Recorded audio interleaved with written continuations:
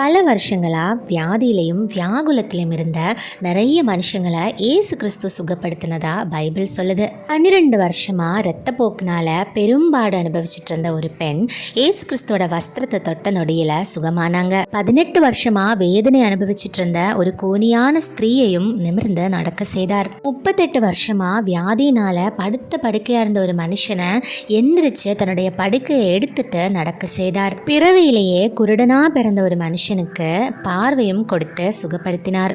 எல்லா சம்பவம் நமக்கு கற்றுத்தரக்கூடிய ஒரே ஒரு விஷயம், நமக்கு எத்தனை வருஷமா வியாதி, வியாகுலம், கஷ்டம், கடன், துக்கம், வேதனை எல்லாம் இருக்குதோ அதை எல்லாத்தையும் ஒரு நிமிஷத்துல ஒரே வார்த்தையில சரியாக்க வல்லவரானவர் நம்ம கூடவே இருக்காரு. சரி, இதெல்லாமே நமக்கு கிடைக்கும், கண்டிப்பா எல்லாமே ஒரு நாள் நடக்கும். இதுக்கு நம்ம என்ன பண்ணணும்னு என்னைக்காவது யோசிச்சிருக்கீங்களா?